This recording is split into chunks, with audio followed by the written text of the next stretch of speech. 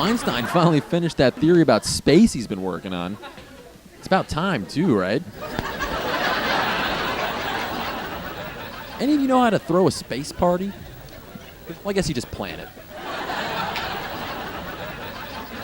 Celebrity gossip, oxygen and magnesium are dating. OMG!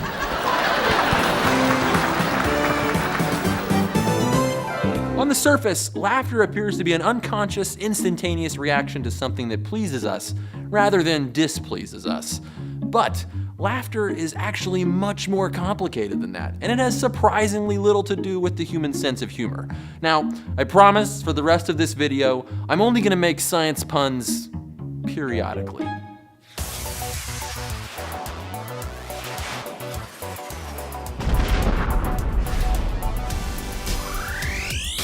Laughter is one of those rare and beautiful things shared by people all over Earth, a human experience that transcends borders of language, geography, and lifestyle. No one has to teach us to laugh, and people everywhere do it pretty much the same way. But it's also really, really strange.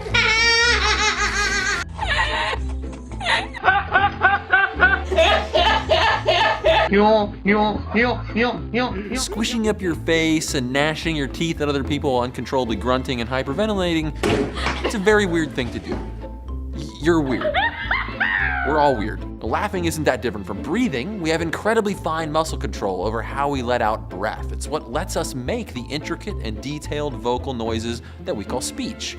While we write out laughter, ha ha ha, it's not really something we speak. If I actually laughed like ha ha ha, then laughter will be even weirder than it already is, and like I said, plenty weird. Laughing is this sort of percussive air squeezing, maybe the simplest vocal noise we can make.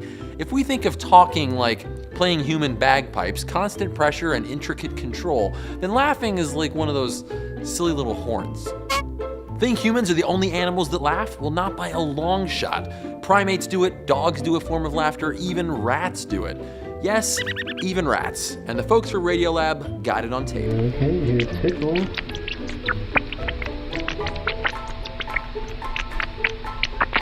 In animals, sometimes it's associated with tickling, sometimes with play, but laughing is almost always social. Same goes for us. Humans laugh for a number of reasons, but most of the time it has nothing to do with funny business.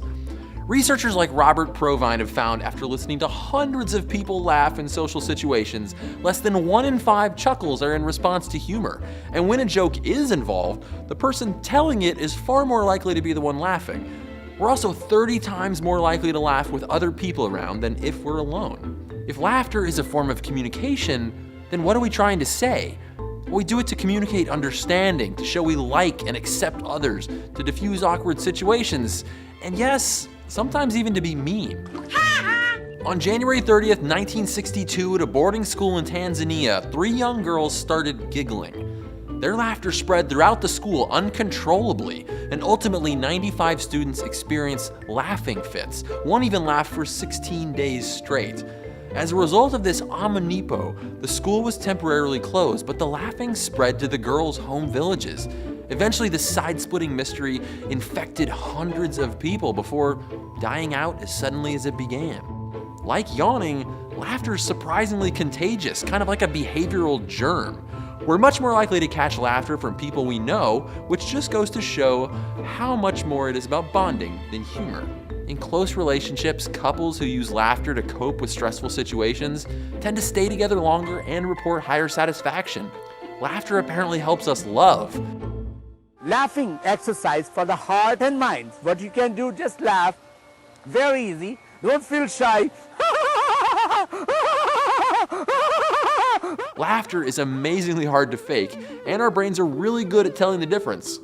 Listen to these clips and see if you can tell which one is real and which one is fake.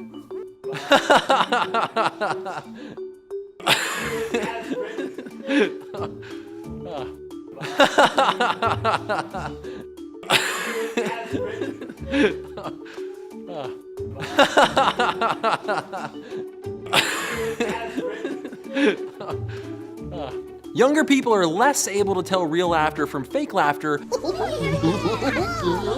but they're more susceptible to contagious laughter, which is maybe why it's easy to make a baby do this.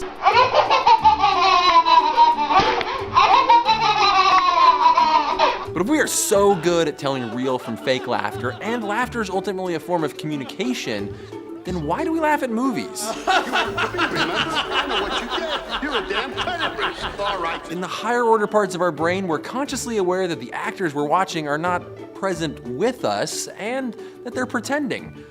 But maybe the fact that we can laugh at what we know to be fake is the ultimate case of suspending our disbelief. When we watch something on a screen, we really do believe the people are right there with us and that we know them, at least in some way. Maybe we should all try and laugh more and with each other.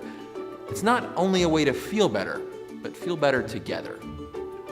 Stay curious. They may look weird and scary, crawling out of the ground with their red, beady eyes, but this is no zombie plague. It's the rise of the periodical cicadas. Now, cicadas are nothing to be afraid of. They're not locusts. They're not gonna wipe out your crops or eat your baby. Cicada mouthparts are more like straws than jaws, specially adapted for sucking up plant juices.